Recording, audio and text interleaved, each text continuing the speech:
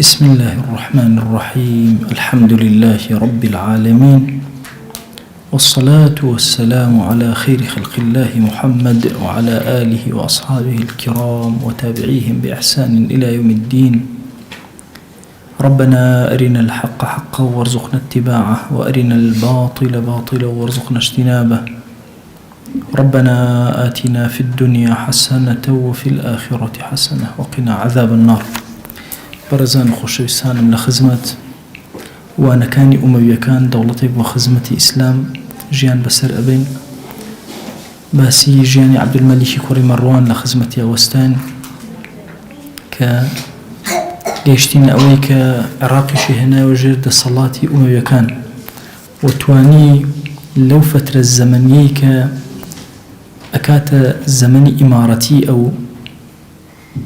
تواني مصر بالطواوي، شام بالطواوي، هروها عراق بالطواوي، بين توجر كيف خوي. مسألة حجاز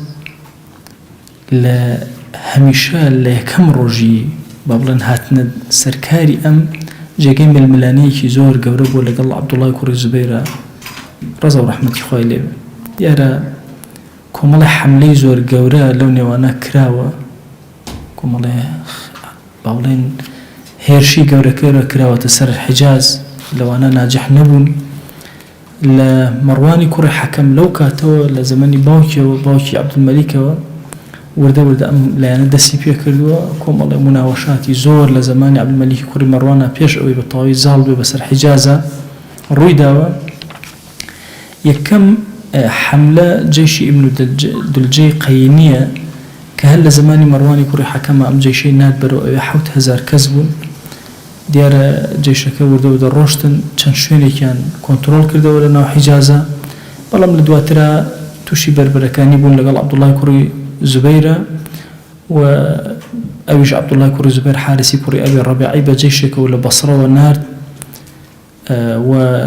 وعباسي كوري سهلج لا يكتر والنار دي لهب كان للربزة جيشنا يكتر ديارة توانيان كظالبن بسر أم جيشي شام وأم جيشي شام قرايو بشكستي حملي دوم ككراوة حملي نائلي كوري قيسي جذامية ك عبد الله كوري زبير لهمو عمري خلافتي خواتنا أم حملي كردوا وستي بتشي فلسطين بتشيتنا فلسطين وبرام ديار شكستي هنا لصالي شستو ششي كوتشيا وعبد الملك كوري مروان راقيلي قرت حملي روي كوري أنيف كشش هزار كذبون شون ناو مدينة دور بري مدينة بيغمريان صلى الله عليه وسلم كنترول كرت وفتريق لي ما نوا بلام عبد الله كوري زبير هيج جيشي كنا ناردو هيج شرق روي ندا أوانش نزيكي مانجك لي ما نوا جيشك ونيجي اللي أكرت حتى أوروبا يجي أكل مزجوتا دواتر خوان بكتاب وبناميشي عبد الملك كوري مروان قرانا وبرو شام دواتر حملة يشتري عبد الملك كوري حارثي كوري حكم بشوار هزار كسا وحملة يشي كردك وبارزقاري أو شلانك كوتوتا بين مدينة وشام هيرشي برد أوي بلام ديار وشكستي هنا وقرايا حملة يشتري طارقي كوري عمر كدوش زور بلاي عبد الملك كوري مروان وقرنج بون كأيلو وادي القرى أم دوشوني بطاوي كنترول كرد وفتريكي زوزو أم دوشوني بدسي وبوهتا وكو حصاري دوم وظالبون بس عبد الله كوري زبيرة اللي رأمي سرجتان بوشتك راب كيشم عبد الله كوري زبير كوكو خليفة مسلمان ناصرة اللي رشو عبد الملك كوري مروان وكو خليفة مسلمان خوي أناسان هردو كان بيكوا من الملاني للنواني أنا هيا بلام عبد الملك كوري مروان بدها وزيرك خوي توانيوتي عبد الله كوري زبير مشغولك تناوازي لنا حجازة بردوام مثلا لسريك حملة لسر حملها مو صالح حمليش ناردوت السري وي مجالي أوين ببير كاتو يعني هيرش كاتا سر شام أو أنا هميشة عبد الله كوري زبير لي كم رجو تاكوتا بري بابلن دفاع كرنا ولا بري هجومانية كأما يكك لها استراتيجية كاني عبد الله كوري زبير لمسألة حكم ودا صلاة طبعا تكون الله هلا هي زور استراتيجي وقول الإنسان ككرديني يتدوي بود حالك بود رزنابت ويشك لو أنا أموية كان نزيكي هزار كسين لنا مدينة عبد الله كوري زبير زور بأسانية وأنا السيطرة كابسريانا كشي درجان بو أكاتو بيان الله برون هیچ حەقی نییە بەسەریانەوە تا ئەچنەوە ناو شام و ئەو هێز و توانای پێ ئەکەنەوە حتا مەڕوانی کوڕی حەکەم خۆی یەکێکە لەوانە مەجالی ئەداکە بڕوەکە ئەیتوانی مەجالیان نەدا ئەتوانی زاڵ بێ بەسەریانە ئەیتوانی کۆنتڕۆڵی ئەو وەز ئەکاتەوە لە دوای ئەمەی کە دەرسی پێشوو عەرزم کردن کە موسعەبی کوڕی زوبەیر کۆتایی بە حەملەکەی هاتووە لە بەسڕا مەڕوان عەبدولمەلیکی کوڕی مەڕوان تەواو زاڵ بوو بەسەر وەزعەکەیە و کۆنتڕۆڵی وەزعەکەی کرد لێرە ئیتر دەرگایەکی تر کرایەوە یەک سانیە مەجالی نەدا یەکسەر ڕاستەوخۆ هجومی سەر حیجاز دەستی پێ کرد تەمەن کێ ڕاستبەر بە هجومکردن بۆ سەر حیجاز حەجاجی کوڕی یوسفی ثەقەفی کە لە فەرمایشتەکەی پێغەمبەریان صلی الله عليه وسلم فەرمێ دوو کەس لەناو ثەقیفەوە دەرەچن لە بەنی ثەقیفەوە دەرەچن ثەقەفیەکانەوە دەرەچن یەکێکیان زۆر درۆزنە کە مختاری ثەقەفیە باسمان کرد یەکیان زۆر خوێنڕێژە کە حەجاجی کوڕی یوسف ئەگەر مەجال هەبوو لە وتارێکە بە درێژی باسی حیاتی حەجاجەکەین گەرچی لێرە نامەوێت لە ئەسڵی وتارەکە لا بدەین چون حەجاجی کوڕی یوسفی ثەقەفی لەگەڵ ئەوەی لایەنە سلبیەکان لە حیاتی باس کراوە کۆمەڵ لایەنی ئیجابی هەیە دیارە باز نەکراوە کۆمەڵ خزمەتی زۆر گەورەی کردووە بە تایبەتی بە قورئانی پیرۆز دیارە حەجاج کە بۆ ئەم کارە هەڵبژێرا حەجاجیش قائیدێکی زۆر گەورە و ئەوێ فعلەن هێزی خۆی بچەسپێنێ بۆیە یەکسەر ڕاستەوخۆ بەرەو حیجاز ئەڕوا حیجاز لێرە زیاتر مەبەسمان لە کەعبەی مشەڕەفە ئەچێ کۆنتڕۆڵی ئەو مەنتیقە بە کامیلی ئەکا و حیسارێکی زۆر بەقووەت لەسەر مەککەدا ئەنێ ئەم حیسارە بەقووەتە کاتێک کە ئەڕوات و لەولاشەوە لە وادی القوڕا تاریقی کوڕی عەمر هەیە ئەویش بە 5,000 کەسەوە یەتەوە لای ئەم ئەتوانێ لە چەند لایەکەوە حیسار بخاتە سەر ئەوڵەن مەککە بەقووەترینی حیسارەکان کە خسوێ سەر حیجاز بریتێ لەو حیسارە ئیقتصادی کە بە هیچ شێوازێک نەئێش شتێک بچێتە ناو ئەو شوێنەوەی کە بەدەست عەبدوڵڵای کوڕی زوبەیرەوەی ئەمە وهای کردبوو کە عەبدوڵڵای کوڕی زوبەیر زۆر لاوازکە لەولاشەوە ئەمانی دابوو هەر کەسێک ئەیەوێ مەسەلەن لەم شەڕە پێش شەڕەکە بێت خۆی تەسلیم کات ئەمینەوە بۆ خۆی بچێ خەریکی کار و کەسابەتەوەی کە سەقی نییە بەسەریەوە حتى أفرمي الرواياتك أفرمي عبد الله كوري زبير أو دشتي بس دسوا إنما فرسكي خوي أسبكي خوي سر بالربوي أو خلك بيخوا أو أنا كلا قليان ورد الروج بروج جماوري أم كم أبوي وخلك شي زور كمي بدستوا وهاي كرتك أواني الدور بري عبد الله كوري زبير همواني تكان همواني هنا أمبر وأم سياسة عبد الملك كوري مروان هموان فيربون بيش أوي لجنگ كدس بيبك لهر جنگك محاولين كبران بركان لواس كان أتباع كان هم راكشن نامان بو هر هموان أنوسي بو جور كانيان تصور كان كاري كرتك دو كر لكركاني عبد الله كوري زبير شنو لي حجاجي كوري ثقافي بشتيان برده أو دا كاريجري إعلامي طبعا نيك لوش تاني كعبد الله كوري زبير إيشي لسرنا كردوا رحمتي خوي لبي مسألة إعلام والراجع عندنا بلا كان لو بابتا زهر قويبون هرشيان بو هرشيان بكرده بيش خويان إعلاميان جشت بي أوشينا وظالبون بإعلام بسر أوشينا كمالا من جني قيدانا لدوري كعبة أما جئني قانا بين هند برديان أنا بمكة أما وهاي كردبو ترسو توخانيكي زور قوري لنا ومكايا دروس كردبو وخلقك وردور بالطواويق شان ولا عبد الله كوري زبير چونکە ئەنزانی هیچ پێگەیەک نییە کە خۆیان بشارنەوەتیایە هەرچی نقطەیەکە و جێگەی شاردنەوەی ئەوان بوو ئللا بە جۆرێک لە جۆرەکان گورزی حەجاجی کوڕی یوسفی سەقەفی ئومەویەکانی بەرکەوتو دیارە لە ڕووی نەفسیشەوە عەبدوڵڵای کوڕی زوبەیر لە دوای ئەوەی موسعەبی برای شەهید کرا لە بەسڕا جۆرێک لە جۆرەکان ئینهیارێکی داخلی کردبوو بۆیە حتا ئەتباعەکانی جارێک لێ کۆبوونەوە وتیان وەرە تۆش خۆت تەسلیم کە بە یوسفی کوڕی حەجاج و بە حەجاجی کوڕی یوسفی سەقەفی بۆی ئەم شتە کۆتایی پێبێ ابن عمر ڕەزا و ڕەحمەتی خۆی لێبێ کاتێکە ئەم حاڵە ڕوو ئەدا تەبەن ابن عمر لە مەدینەیە بەنیەتی عومرەکردن هات بەرەو مەککە کە هات ئەم وەزعەی بینی ڕاستەوخۆ کەوتە نامەنووسین بۆ حەجاج کۆمەڵێ نامە لەو نێوانە ئەنووسێت يشيق لنا مكان مساء الله اتق الله فإنك في شهر حرام وبلد حرام طبعا أو ما نقيك أم روشت بو عمره كردن لدوايا هسي أكل وردو دخلك برو حجده زيك ولا حجه أو زي أم وضع ببيني كس حجي بيناكري كز ناتوان طوافك يشبكا بردوان برد بباري بسر شوانك بۆیە نامەیەکی نووسیوتی لەخوا بترسە تۆ لە مانگی حرامەی لە شاری حرامەی اینجا ئەوەتە وفودی خوا هەر هەمویان هەموو سوچێکی زەوەیەن و فەریزەی خوا جێبەجێ ئەەکەن یانە خێر کۆکەنەوە كفوا عن المنجنيق وازمين لم منجنيقا إلى ما بعد الحج طبعا أما كاريشي كركا حجاج بوستي أمري كربا الطريقي كوري عمركا أما منجنيقانا الراقري حتى خلق حاجك طواكا الراقرتني أما منجنيقانا شخوي بوخوي أو نديتر حالي عبد الله كوري زبيري لا واسكر شكا هم كسيبة دا سوى نمابو همش تنها خوي مابو لبيتا لكعبية نئتوين لكعبش بيتا درو بويا أفرمي حجاج قصيكي مشهوري هي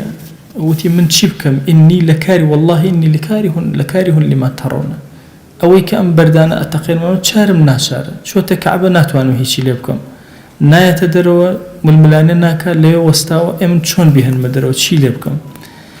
إن جا فرمي أو من جنق كان رأقرم لدوا حج دس بيأكم لقل حج موسيمكي طوابو بانك درا أي خلقي نهار همو مكة شولك دور كونو ورده خلق أبي بجيهشت حجاج كان دور كوتنوا حتى كركاني عبد الله كوري الزبير حمزة وخبيب يعني هردو كان شون خوان تسليم كرب حجاج أمانيا ورقرتو يعني مشرناكين عمري عبد الله كوري الزبير زور قولي حفته وسي صالة عبد الله كوري الزبير كسيري كل ورده خلق هم أروى كسي بدور النما وكان كسي كي زور كم نبي كأفرمي لچند دهيك بيق أهاتن نأقش نصد كس هرأون دخل كي بدورة وما أبو أفرمي شو بولاي دايكي طبعا أسمائي كشي أبو بكر الصديق أفردي كي زور شجيعة زور بغيرته مشهورة يعني أسماء زور تايبت عبد الله شو خزمتي وتي دايكة أزاني أو همو كسبشتي تيكردن تنانات خيزان ومن على كانوا أولادا كان يخش مروشتون تو چی ئەبینی من چی بکەم ئەوەتە ئەتباعەکانی خۆم ئەو تۆزەش کە لەگەڵ ماماون هەموویان داوای ئەوم لێ ئەکەن کە بە جۆرێک لە جۆرەکان قەناعەت کەم و بچمە بەردەم ئەوان و کۆتایی بەم قەزەی خۆم بێن و بەم خلافەتە و بەم بەیعەتەی کە خەڵک پێیداوم واز لەم خلافەتە بێن ئەفەرمێ ئەسماء کۆمەڵە کەلیماتی زۆر گەورەی فەرمووی کوڕم واللهی تۆ خۆت باشتر بە نەفسی خۆت شارەزای ئەگەر ئەم ئیشت لەبەر خاتی خوا کردووە لەسەر حەق بوویت لەسەر حەقی خۆت بەردەوام بە مەبە لەو کەسانەی کە ئەتباعەکانت بکوژرێت و خۆت بمێنیتەوە تۆ کەمێ ژیانت ماوە ئەم کەمە ژیانە بە دیاریەوە دامنیشە ئەگەر بێت و تۆ خۆت ئێستا تەسلیم کەی ئەڵێن هەموو خەڵکەکەی بە کوشتندا و خۆی لە لاوازیە مجبور بو تسليم ببي أماش كاري أحرار وحركان نية أما كاري أهل الدين نية توج للدنيا خلود الدنيا كشتن بو تو باشتر أقل بو كشري زورم بي خوشتر لو يكا خود تسليم كي أفرمي عبد الله الصايوة سري ماش كردوتي والله أم رأيك لدلي منا تسبي وجيجيرة أي دايك حزم أكل أم رأيك لتو ببسم بو أي زور بغيرته وبسم بيشتر وتي والله إيرولا أزانم تو غمت هيا چيتي أويش هندي كلمات بو دايكي علي دايكي تخو أقل من كجام غام بو مخو خفتم بو مخو والحال تفصيلاتي زورة لا أخيرا أسماء وتي رولا أسماء طبعا كيربو ولا أخيرا عمريا وتي رولا ورا نزيك مبروا كباوشي كرب عبد الله سيري كر قلغان ودرعيكي قورو وترتيباتي بستوا فرمي رولا أما تشي بستوت ما يكسيكي قناه بارة بترسي لمردن أمانا بس تو هي أمنيد أمشتانه بس يشتكاني فردا هموي وتي خود قرش كروا بقماش شو أنا كان بس وتي دايك أمي جسم توكمه بين بويا أم زنجير وشتن بس توتي نا بقماش تكان بس أم زنجير فردا طبعا ليرا زور روايات هي شكل الرواية كان عبد الله يكري زبير أفرمي والله دايك طبعا بير كانوا حفته وسيس على الكسي وعمر كان الله والله أي دايك خيالنا كم روجك للرجان جناه خطري كده بدل ما هاتوا بمشك بخيالنا تصور كان طبعا عبد الله كوري زوي بيعك زور صالح إن جاء أفرمي أسماء فرموي خوائيان اللهم ارحم طول ذلك القيام في الليل الطويل خوائيان أم كرم هلا من عليه أي بينم كان أمانة ولا شيء كدريجة لحضوري تويا الرحم بما نويبك چەند جار بینیومە لە هەواجر و لە کاتی گەرمی مەککە و مەدینەیە ئەو بە ڕۆژوو بووە لە ڕۆژێکە کە زۆر دوور و درێژ بووە لە گەرمایەکی زۆر قورسە بەخوا لەگەڵ باوکیان زۆر باش بووە لەگەڵ منیشا زۆر باش بوو خوای وا تەسلیم بە تۆم کرد هەرچی تۆ بڕێدا من لەسەری ڕازیم من شاکرم فەرمووی ڕۆڵە ئیمضی بڕۆ بە دیار کاری خۆتەوە ئەفەرمێ وەڵاهی ئیدایکە هاتووم خواحافیزیت لێ بکەم هاتووم بۆ ئەوی لەسەر بەسیرەت بزانی من چی ئەەکەم و چۆن ئەەکەم ئەفەرمێ خۆی گورج و گۆڵ کردەوە وردە دایکی بەجێهێشت ئەفەرمێ دایکی وتی خۆی سەبرم پێ عەتاکە یەقینم هەیە کە ئیتر ئەم کوڕەم ناگەڕێت طبعا تەسەووری ئەم مووقیفەی ئەسماکەن ئافرەتێک پیر بە عومر کوڕەکەی 73 ساڵە نەبێ خۆی لەو کاتە عومری چەندێک بوو بێ وە کوێر بووە وە زۆر کاتی ئەوەتی کە ئەم مناڵانە بە دەوریەوە بن بەڵام ئەمەندە ئیمانی دامەزراوە و یەقینێکی دامەزراوە ئەڵێ کوڕم مادام تۆ خەڵک تۆیان کردە بە خەلیفە با خوێنەکەت بڕێژێ بەڵام خۆت تەسلیم نەکەی يعني ئەم هێزەکە ئیداتە بەری کوڕەکەی ئەم قووەتە لەم ئافرەتە هەیە کە قووەتێکی زۆر عەجیبە طبعا عەبدوڵای کوڕی زوبەیر ڕەزا و ڕەحمەتی خوای لێ بێ ئەفەرمێ کاتێ چۆنە ئەو شەڕەکەەوە وردە ئەتباعەکانیشی هەموو ڕۆشتن ئەفەرمێ خۆی مابووە بەردەوام خەریک بوو جەنگی ئەکرد خۆی نەئەدا بەدەستەوە حتا ئەفەرمێ لە بەردی یەکێک لە مەنجەنیقەکە بەرسەری کەوت پارچەیەکی ئەڵێ خوێن بە دەموچاوی ئەهاتە خوارەوە ئەفەرمێ لەگەڵ ئەوە هەر خەریکی جیهادکردن بوو خۆی نەئەدا بەدەستەوە تا لە ئەخیرا شەهید دەبێت طبعا کە شەهید دەبێت لاشەکەی هەڵەواسرێ یەکێک لەو شتانەی کە عەبدوڵا زۆر لێ ئەترسا ئەو دایکە بە ئەسمای دایکی ئەترسم دوای من گەمە بە لاشەکەم بکەن ڕۆڵە کاتێک کە مەڕێک ئەمرێ یان سەر ئەبڕێتەوە ئەکوژرێتەوە لە دوای ئەوە چی لێ ئەکرێت چۆن هەڵەواسرێ ئەو چ باکێکی تۆش چ باکێکت هەیە بەوە ئەفەرمێ بەم شێوازە هەڵیان واسی چەند ڕۆژێک طبعا ئەسما لێرە کۆمەڵی مەواقفی زۆر سێری هەیە لەگەڵ حەجاجە حەجاج ئەڵێەوە کوڕەکەت گەیشتە ئەو مەسیرەی کە مەسیری خۆی وایە پێی بگەیشتایە چونکە زوڵمی کرد ئیلحادی کرد لەناو بەیتە ئەسما ئەڵێ کەذەبتە بەخوا درۆ ئەکەی کوڕەکەی من هی ئەوانە نەبوو کوڕەکەم ئەهلی شەو بوو ئەهلی ئەوە بوو بۆ شێوازە زۆر بەجەریئی حتا دوای عەبدولمەلیک کوڕی مەڕوان نامەیەکی زۆر توند ئەنێرێ بۆ حەجاج لەسەر ئەسما کە نابێ بەو شێوازە قسە لەگەڵ ئەسما بکرێ المرأة الصالحة بنت الرجل الصالح كشي إمام أبو بكر رضي الله عنه خويا لي باسم أفرمي ليرة عبد الله كوري عمر لا يشغل مشهد كان وقراية وبيني لا شيء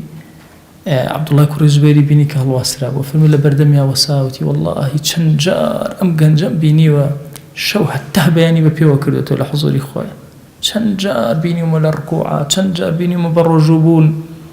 والله باشترين خلقي خوا ولا سرزوي خوا ام بياكي زور قورو فرمي كاتم كلمات انا جيشتنا حجاج بالرهيدا كما يتكبين نخوارو باحترامكم يتكبنجد طبعا ليرا ماكم والله مشاهده شتي زور قورو بأما الله تصور كان فكري اسلامي لدلي كسي كتشسبي هم سرزوي بي ناقور اجتهادي مسلمان اقل سر اجتهادي الشهيد باجتهادي ناقور سباتي خلقي مسلمان زور بهيز كفكرك لضلي خلقي مسلمان تشسبي دنيا ام فكرة ناقور ويا عبد الله كوري زبير ابيني مثلا بو هيز وبو توانا وبو قائميتي وامانته ليرا كوتاي درسك باسي عبد الله كوري عمر هنا رضا رحمتي خويا طبعا عبد الله كوري عمر منهجك زور تايبتي هي لقال ولاتي اموره هم مشهور عبد الله كوري عمر يشك لو كسانيك زورك لأصحاب بيان وابو دواء إمام عمر أو باشترين كسبية خليفة باشترين كسبية خليفة لسرزية شو خلق هم بيجويك كوري عبد الله كوري عمري كوري خطابة منهجه هي منهج طبعا يكيك لو عبادلاني وعبد الله كعالم تريننا ومدينة منهجه زور تايبتي خوي هي لفتنا بهيش شوازي هر خليفيك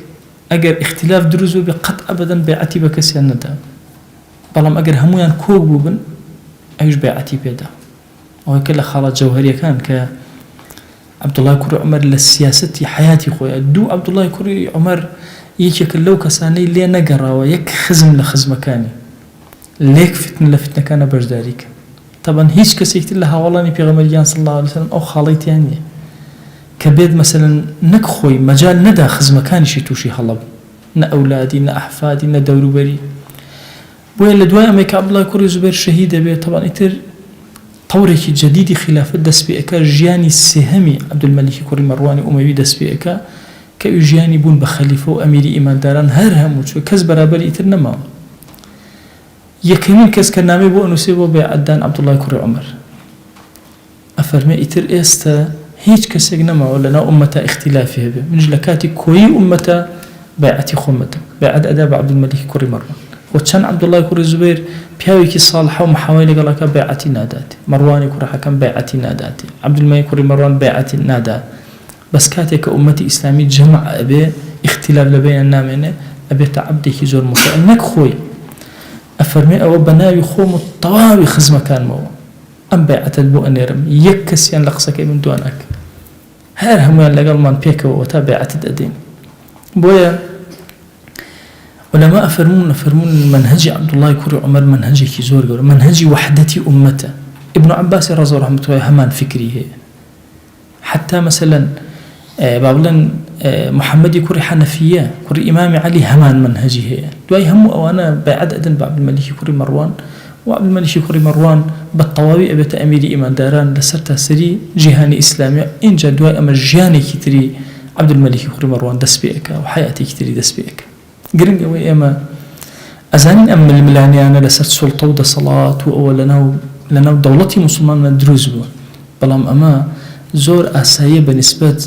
من الملاني سياسيين ودولتي مسلمانان يعني من لو زور كات يعني بيمان وابه يعني شرم كين بلين كأم حالتنا دروز بو لنا دولتي إسلامية أم حالتنا زور أسايا دروز بون والدقي فرماشتمان هي أجر دو خليفة هەردوو کیان بەیعەتیان پێدرا دوو هەمیان بکوژرێ بۆ اختلاف لە بینی مسلمانان دروست نەبێ بۆی هەیبەتی مسلمانان یەک بێ یەک کەس هەبێ گەورەی بێ بێسەر نەبێ عالەمی ئیسلامی وەکو ئەمڕۆ. خراپترین کاتەکانی ئومەتی ئیسلامی ئەوەیە کە چەند سەرێکی هەبێ لەوەش خراپتر ئەوەیە هیچ سەری نەبێ ئیتر جیهانی ئیسلامی لەو پەڕی زەحمەتیە ئەبێ. هزاران هزار ڕەزا و ڕەحمەتی خوا بەسەر عەبدوڵڵای کوڕی زوبەیرە ببارێکە کە لە هاوڵەکانی پێغەمبەر صلی الله عليه و آله وسلم کە خوای گەورە ئەم شەهادەتە گەورەی بە قسمەت کردووە و لەسەر ئەم ئیجتیهادەی خۆی یا لەسەر ئیجتیهادەکانی لە هەموو عومریا یەک زەڕە دوا نەکەوتووە. بۆیە هەر کاتێک ئینسان ئیجتیهادێکی هەبوو ڕەئێکی هەبوو فکرێکی هەبوو بەڕاستی بتوێتەوە بۆ فکرەکەی خۆی بێ لەسەر فکرەکەی خۆی بڕۆ و هەزاران هەزار ڕەحمەت لە عەبدوڵڵای کوڕی عومەر کە دەرسێکی زۆر گەورەی فێری ئێمە کرد ئەوش ئەوەیە ئومەتی ئیسلامی لە کاتی بوون بەیەکە کۆمەڵی واجبات لەسەر شانی هەموو تاکێکی ئومەتی ئیسلامی فەرزە بێ واجبە بێ بەس لە کاتی اختلافە ئەو واجبان لەسەر شانمان نامێنێ. بۆیە ئینسان ئەگەر یەک خەلیفەی مسلمانان هەبێ واجبە لەسەری ئەبێ بچێ بەیعەتی باتێ و هیچ مەجالاتێکی بۆ نامێنێتەوە. بەڵام ئەگەر چەندین خەلیفە هەبوو مەجالی ئەوە هەیە کە ئیجتیهاد کە وەکو عەبدوڵڵای کوڕی عومەر و بابلن بەیعەت بە هیچ کامێکیان نەدا و دوور بێ لە فیتنە. ئەمانە فیتن لە عالەمی ئیسلامی ڕوویداوە مێژووەی گێڕینەوە ئیسفادەی لێ ئەکەین بۆ ئێستەمان بۆ ئایندەمان بۆ ڕۆژێکە خوای گەورە مۆڵەتمان ئەدا ئەبینەوە خاوەنی سەرزەوی. خوای گیان لێت ئەپاڕێن و لێت ئەلاڵێنەوە لەسەر جەم گوناهەکانمان مەبوورە. ئیلاهی ئەگەر گوناهێ بە ئاشکرا کردومان عەفومان کە گوناهێ بە پەنهان کردومان عەفومان کە گوناهێ نەمانزانی کردومان عەفومان کە گوناهێ زانیمان و زیادەڕەویمان کرد عەفومان کە. ئیلاهی داوات لێ ئەکەین پەنا ئەگرین بە تۆ لە هەموو خەیاڵاتێکی خراپ کە بە دڵمانایە پەنا ئەگرین بە تۆ لە خیانەت پەنا ئەگرین بە تۆ لە شەڕی نەفسمان لە شەڕی شەیطان لە شەڕی شوبهات لە شەڕی شەهەوات. خوای بۆ خاتری گەورەی خۆت بمان پارێزە یا رب العالمین یا ربی خوایە کەم ترخەیمان زۆرە لە عیبادەتەکانە لێمان خۆش بە یا ئەکرەم الئەکرەمین یا ربی خوایە سەڵات و سەلام ئەنێرین بۆ دیداری پێغەمبەرمان صلی الله عليه وسلم خوایە سەڵات و سەلامی ئەمەی پێ بگەێنە یەک یەک ناومان لە خزمەتیا بێنە یا ئەکرەم الئەکرەمین یا ربی خوایە داوات لێ ئەکەین بە گەورەی خۆت و بە ڕەحمەتی خۆت بەرەکەت بخە لە عومرمانەوە بەرەکەت بخە لە کاتمانەوە ژیانمانەوە. یا ئیلاهی داوات لێ ئەکەین بە ناوی جوانت وە صیفەتی بەرزە بە ئیسمی عەظەمت تەواوی دەرگا خێرەکان بەسەرمانە بکەرەوە یا رب العالمین. خوایە ماڵمان ئارام کە دڵمان ئارام کە ژیانمان ئارام کە ڕۆحمان ئارام کە گۆڕمان ئارام کە زیندووبوونەوە حەش و حسابمان ئارام کە تو گەورەی خۆت بە ئارامی لە بەهەشتەکەی خۆتا جێگەمان کەرەوە یا رب العالمین. یا ربی خوایە هەر نەخۆشیێک هەمانە شیفامەوە بنێرە ئەوەی زانیومان ئەوەی نەمانزانیوە خوایە تۆ شیفامەوە بنێرە یا رب العالمین. یا ربی خوایە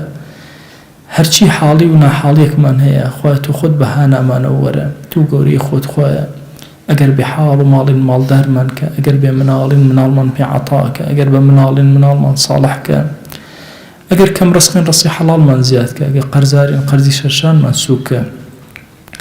ئەگەر نەخۆشین شیفامان بۆ بنێرە یا ئیلاهی ئەگەر گیرۆدەی ناو گوناهین ڕزگارمان کە ئیلاهی لەت ئەپاڕێن و لەت ئەلاڵێنەوە بە کەڕەمی خۆت و ڕەحمەتی خۆت و بەزەی خۆت خۆمان خێزان و ماڵ و مناڵ و وەچەمان تا ڕۆژی قیامەت بپارێزە یا رب العالمین صالحین و مصلحینمان لێ مەبڕە یا ئەکرەم الئەکرەمین یا ربی خوایە داوات لێ ئەکەین بە گەورەی خۆت و ڕەحمەتی خۆت ڕەحم بە ئومەتی پێغەمبەر بکە صلی الله عليه وسلم ڕەحم بە موسڵمانانی غەزە بکە سەرکەوتویان کە نەجاحیان بدەرێ ئەم حیصارە لەسەریان لا ببە یا ربی خوایە دروستی کەرەوە یا ربی خوایە چنگی یەهود و نەسارە لێ ببڕە خوایە فتنە بخەرە ناو بینی یەهود و نەساراوە شەڕ بخەرە بینی خۆیانەوە ئیلاهی ئەو کەسەی قەت سپاردە زایە ناکەی و ئەهلی غەزەمان سپاردەی تۆ کرد یا رب العالمین ئەی ئەو ئیلاهەی کە قەت سپاردە زایە نەکردووە ئیلاهی و مسلمانانی غەزەمان هەر هەموو سپاردەی تۆ کرد یا رب العالمین یا ئیلاهی داوات لێ ئەکەین بە گەورەی خۆت لە گوناهی دایک و باوکمان ببوورە لە گوناهی برا و خوشەکانمان ببوورە لە گوناهی خێزان و هاوسەر و مناڵ و وەچەمان ببوورە یا ئیلاهی داوات لێ ئەکەین لە گوناهی دراوسەکانمان ببوورە لە گوناهی خزمەکانمان ببوورە لە گوناهی مامۆسا و قوتابیمان ببوورە ئیلاهی هەر کەس مافێکی بەسەرمانەوە لە گوناهی ببوورە زوڵممان لە هەر کەسێک کردو خۆی لە گوناهی ببوورە غەیبەتی هەر کەسمان کردو خۆی لە گوناهی ببوورە لێمان خۆش بە یا رب العالمین عەفومان کە یا ئەکرەم الئەکرەمین تو گەورەی خۆت خوایە ئێمە بەدڵ مشتاقی دیداری پێغەمبەرین صلی الله عليه وسلم خوایە سڵاوی دڵی ئێمە و ڕۆحی ئێمە بگەنەوە پێغەمبەر صلی الله عليه وسلم یەکێک نامان لە خزمەتیا بێنە یا ئەکرەم الئەکرەمین آمين آمين والحمد لله رب العالمين وصلى الله على سيدنا محمد وعلى آله وصحبه وسلم تسليما كثيرا أبدا إلى يوم الدين خواه يقول لقناهي مني شو أجبوري وخواه لمن قبل كوم وفقنهم ولاكتان